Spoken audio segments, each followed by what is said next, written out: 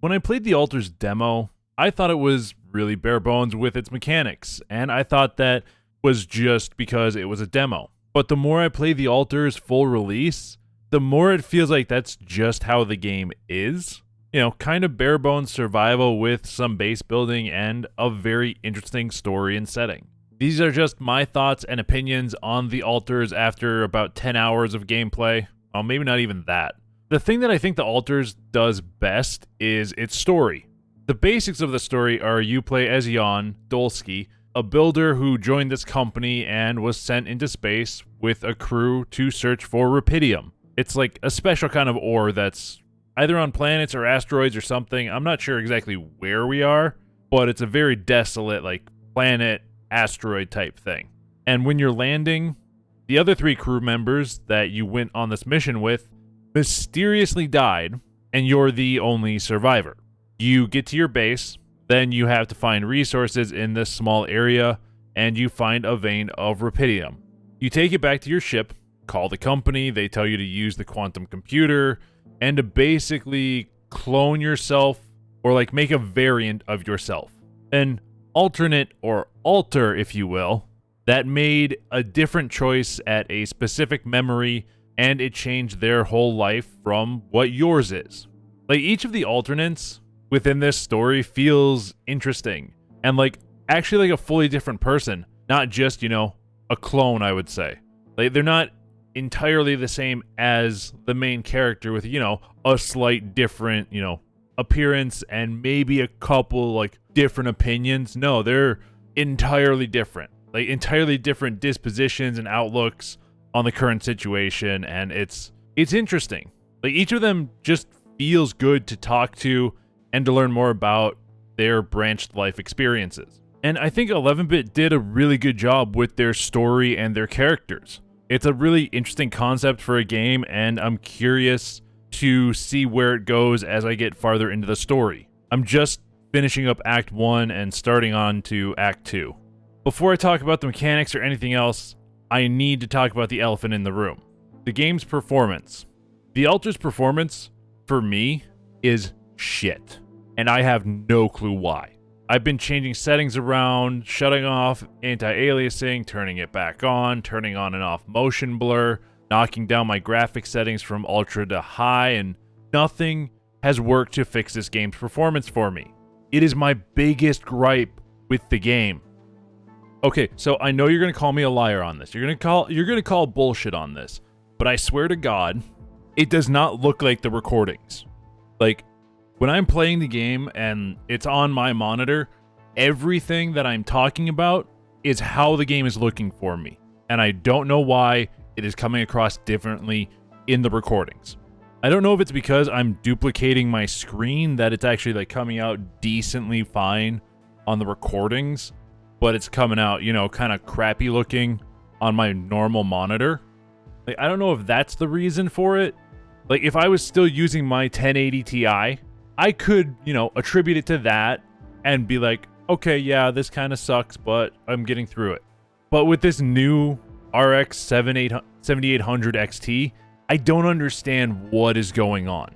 Unless this game is somehow like super CPU intensive, I just don't get it. The main problems when it comes to the performance are the characters have been looking like Sloth from the Goonies. Like, this is what the characters have kind of been looking like for me. And when I move the camera around when exploring, sometimes it will just like randomly jump when I go to turn and like fling the camera to the side. And just like inside the ship is really pixelated and doesn't look good. And I don't know how to fix any of this. Like, even reverting all my settings back to default and trying to change stuff from there and see, it just is not, it's not getting better. And I don't understand why. But those are what I think are the best and worst things about the Altars. Like, the story is interesting, but the performance for me has been shit. And everything else, it feels kind of bare bones. Like, not in a bad way, but okay, the better way to say it might be that it feels like they're trying to mash a bunch of stuff together, and it's competently doing it, but it's not doing like anything exceedingly well. Mechanically, the game takes cues from like FTL and the roguelite genre. It mixes in a bit of like Fallout Shelter type gameplay, and sprinkles in third-person exploration and survival mechanics on top of it, along with all of its other resource management. But like I said, nothing feels exceedingly good in the mechanics of the altars, but it all does feel competent. The survival and exploration stuff feels like any other third-person survival game, minus like any kind of combat that I've run across. It's just running around the level, picking stuff up, mining stuff, and setting up mining machines and pylons. Like, that's what the game is at the beginning of each act. Once you've explored the level, it's all about mining, researching, and crafting stuff to build out the base and complete some objectives or missions and advance the story. Stuff like that kind of works in, Satisfactory, where it's a big open world. I don't think it works like insanely well with the story that they're trying to tell here. Like, it feels like it kind of like messes with the pacing of the game a little bit. Maybe that's just me. And talking about like FTL and roguelite aspects of this game, everything is based around time and the approaching sun. Like, every action takes a certain amount of time during the day in this game. Each day you only have a certain amount of energy and time to do those tasks. So you need to manage your time to get the resources that you need for your next objective. And the approaching sun mechanic is a lot like the red line, or like, the thing that pushes you forward in games like FTL and other roguelites like it, so that you can't just dawdle in one area too much. But the mechanic is also really weird. Because the altars is so story-based, you have to complete the missions in the act before being able to advance.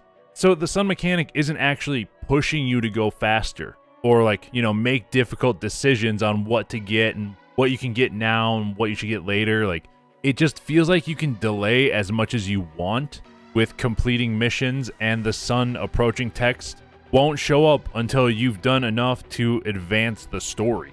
It doesn't feel like it's actually pushing you to advance or giving you an actual time limit. It's something that doesn't feel necessary within the context of the game. The Fallout Shelter comparison stuff, that comes in with the base building and the task delegation systems. You build out your mobile base by constructing rooms that you can basically grab and just move around in the base and put it wherever you want.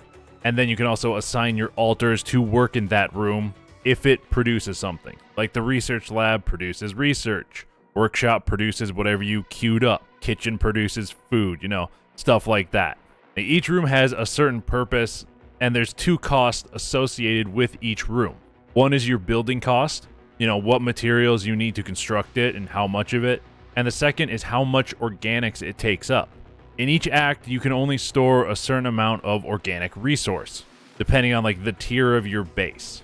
If you're over that certain amount, you can't move your base to the next act. So you have to get rid of a few rooms to get that level down or upgrade your base if you haven't yet.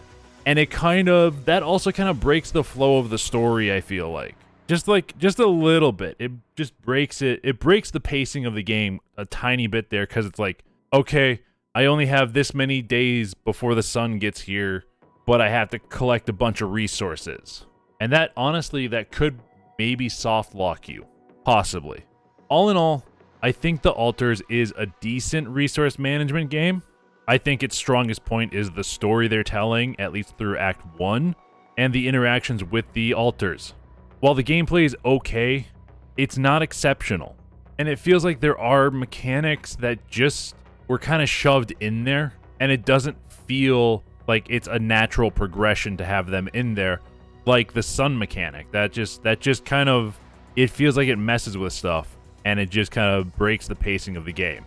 And for me, the only really bad complaint I have had with the game is about the game's performance. Everything else is kind of like, good to mediocre. I think for me, The Altars is going to land in the high side of Wait for Sale. It's not a bad game, but I don't think I'd really recommend it to people.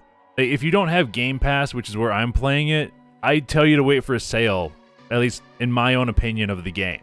And those are my thoughts about The Altars. If you enjoyed the video, please do the algorithm stuff, like, subscribe, leave a comment with your thoughts on The Altars in the video, all that usual shit. But most importantly, I hope you have a royal day or night, and maybe I'll see you next time.